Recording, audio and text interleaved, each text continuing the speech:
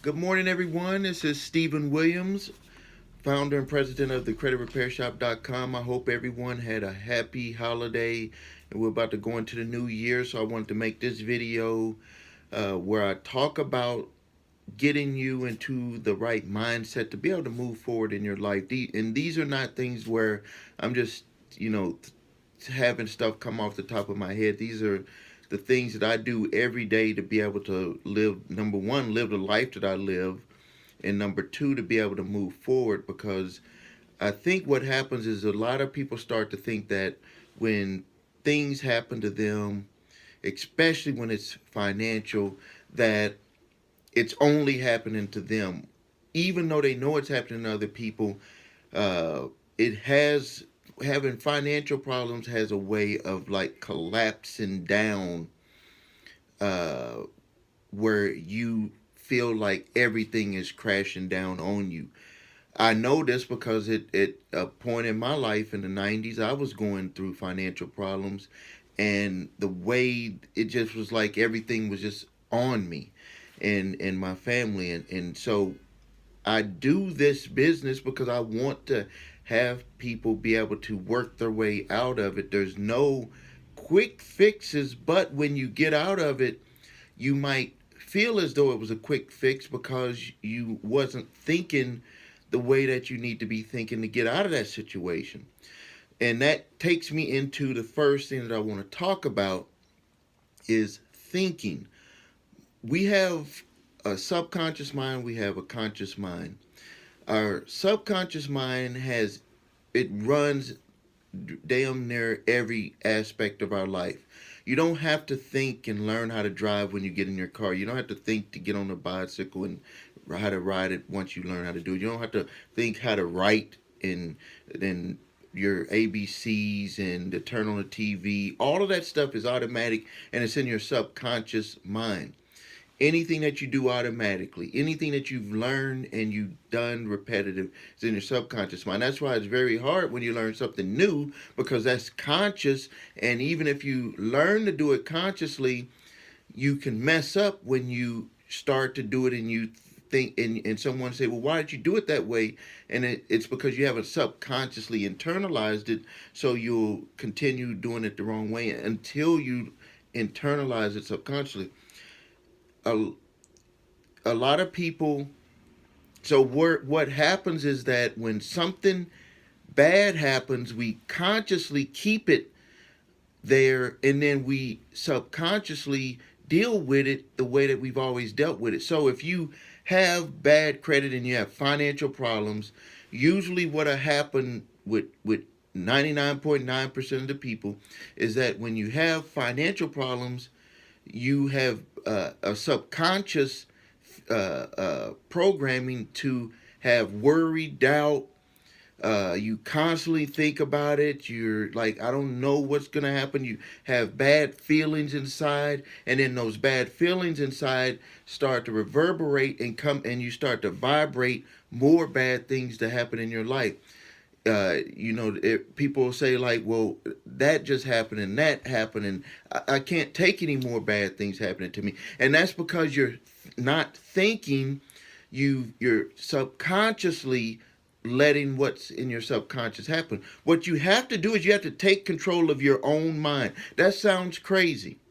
That sounds crazy, but you have to take control of your own mind and give it what you want it to think about. And you have to do that constantly so you can train your subconscious what you want to be thinking about. If you're trying to get out of debt, you can't be thinking about debt. You have to be thinking about opportunity and not opportunities to get out of debt. Because if you every time you bring in the word debt, your subconscious is going to bring in the feelings of what debt is and what how you've dealt with debt, and it's going to bring you more debt. That's why most people, when they write their goals down and they say I want to get out of debt, they never get out of debt. What you have to do is you have to write down your goals of what you want, and then you have to place yourself into how that person would be that has those things. Because when you have those things, that's who you're going to be. But your subconscious mind does not know who that person is. And really, your conscious mind doesn't know, but it has the aspirations to be that person. So you have to bring those two together. The subconscious mind does not know if anything you tell it is real or fake. That's why you can have people that something happens to them and they think it was the worst thing in the world, and other people are looking at them like, are you crazy? Why are you so worried about that? It's because their subconscious programming has been taught that that is the worst thing in the world. Those people are not playing around. That is exactly how they feel. And it's because of what has been trained, how they've trained their subconscious, how their parents trained their subconscious, how their environment has trained their subconscious mind. So number one lesson for now that I'm giving you, and this is what I do every day. When you get up out of bed, you have to start thinking of something positive. You could say, I'm grateful that I even woke up this morning.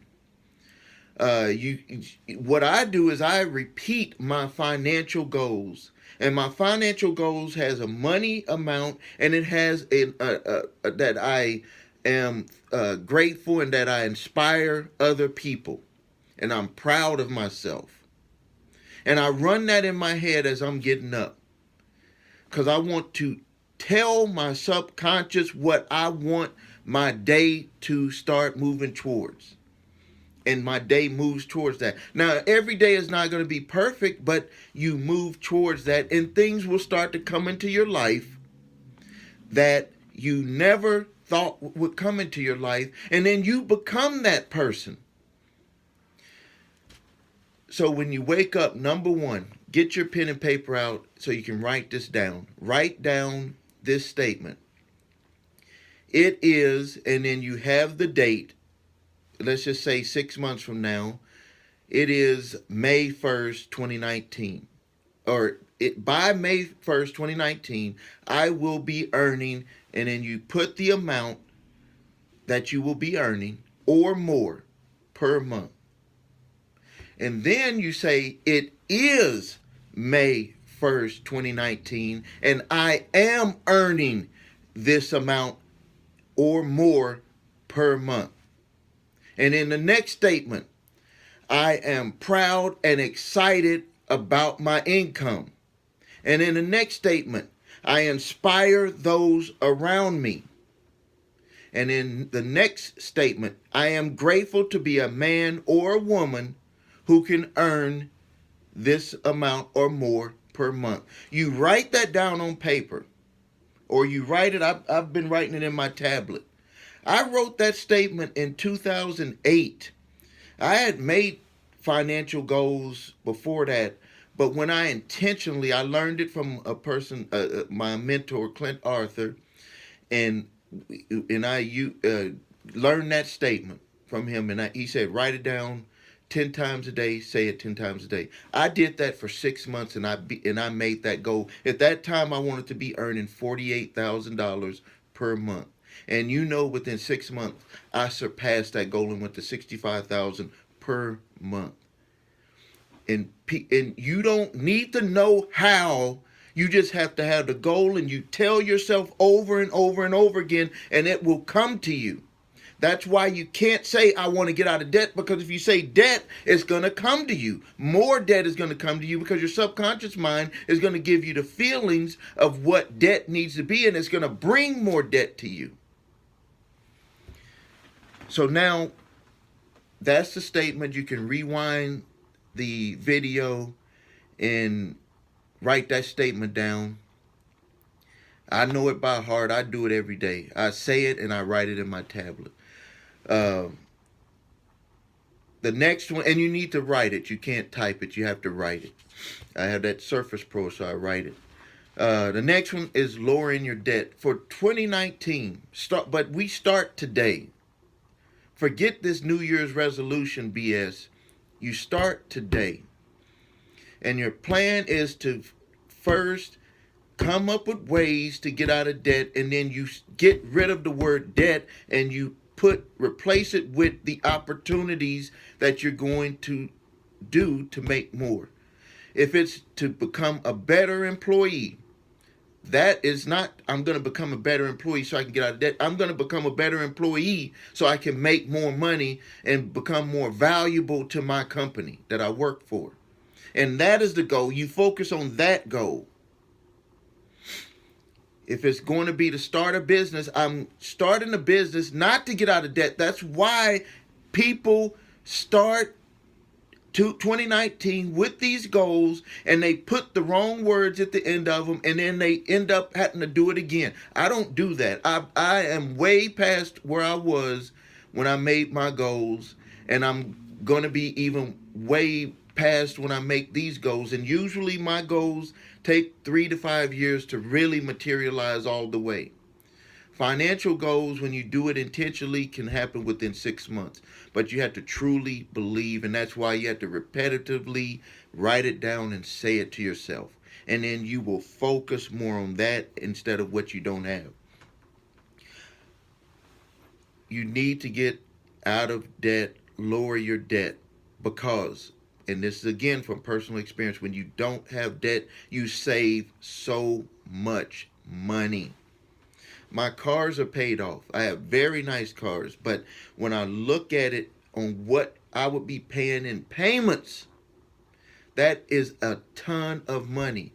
I have a my wife has a Range Rover supercharged, very nice vehicle. I have a Mercedes 550 SL 550, the coupe, and I have a G 550, which is like that, they call it the G wagon. Those vehicles, when they're paid off, so the money that I save from not having payments on those, yeah, I did pay a lot of money for them, but the money that I have, because they're paid off every month into my pocket, it rebuilds itself, and that goes into savings. It just allows you to have access to money that usually is going to be paid out to other people. So you have to evaluate your situation with everything that you're spending money on. Look at if you need to continue spending money on that. And then you can pay down your debt to where it's minimal. And then look at the savings that you would have. You could just do this. This is what I did. Me and my wife did this in 1994. We wrote down all of the debts that we had, credit cards and all that stuff. And we were like, we're having money trouble, but we're making way more money than we used to make because we started our publishing company 4 years later, from making barely anything as a third shift security guard to 4 years later making over 100,000 a year from that business. And I'm broke. I just got all this stuff, but we're broke. So we wrote down all the stuff that we had started buying and payments with everything. And we were like, we're wasting all, that's where all of our money is going. If we did nothing else but just sold the stuff and paid off what we wanted to keep, that look at all this money that we have. Soon as we did that, we started being able to work our way to pay down our debt to, and then eventually pay it off. And then we were able to save so much money every month because of that.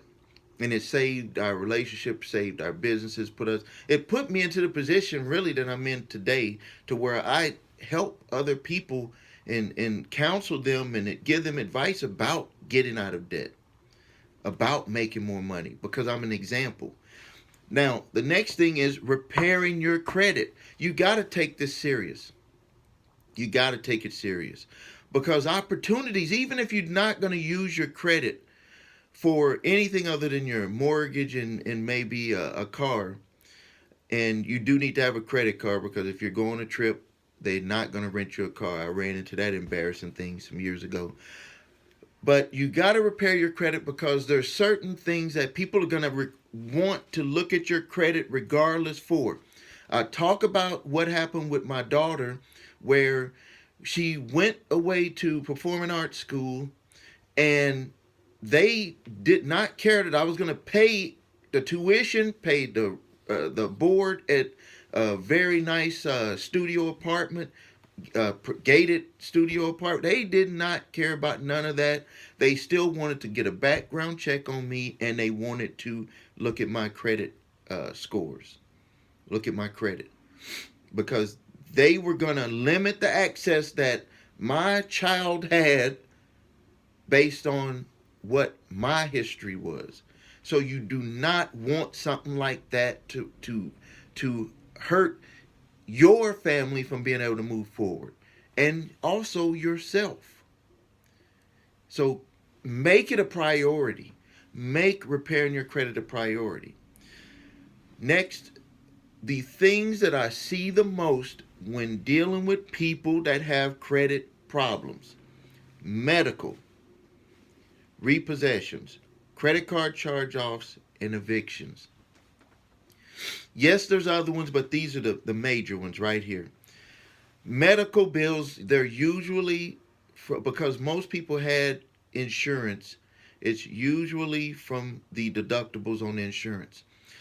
What you have to do is you have to study the plan that you're purchasing. Study the plan that you're purchasing. People, I have business people that make millions of dollars that I helped help them sign up for their insurance, and I was like, why are you getting the plan that's so cheap, and you know you have these children, and if they end up having to go to the doctor, you're going to have these high deductibles, and you know the kids are going to end up having to go to the doctor.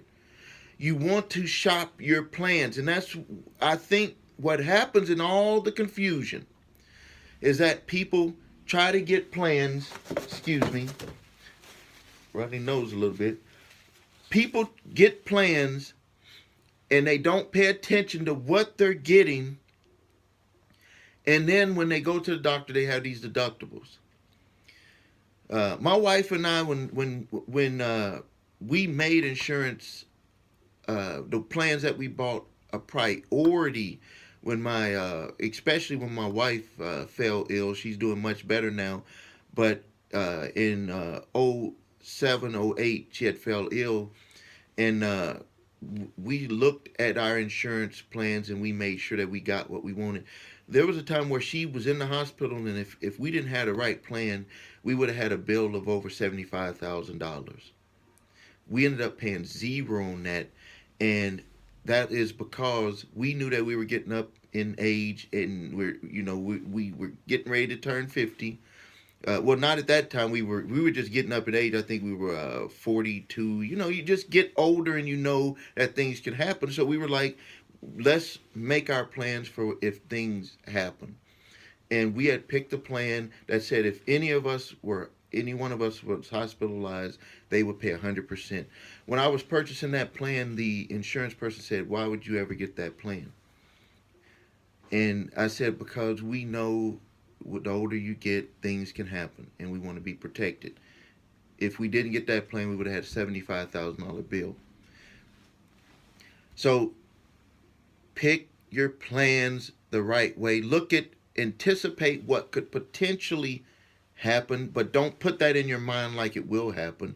This is a protective layer, like you getting your car insurance is a protective layer. Next thing is repossessions. A lot of people face repossessions. They couldn't afford the car, and I talk about it in my other videos, but I'm going to briefly talk about it. The first thing that you need to do is you need to get your original contract, and you need to review that to make sure that there was no insurances on there, especially with the high risk loans. They have insurances that'll pay the car off. That people don't believe this, but I have an example of it on my website where I showed it.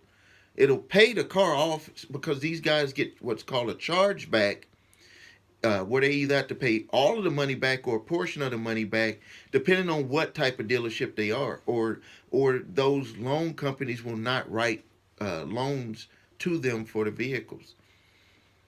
So you get that contract, make sure that that isn't on there. If it isn't on there, the next step is to get the auction statement. Well, you're doing this at the same time, really, but you get the auction statement, make sure the car sold for what it was supposed to sell for. It has happened one time where the car sold for more. One time out of all the customers, so one time.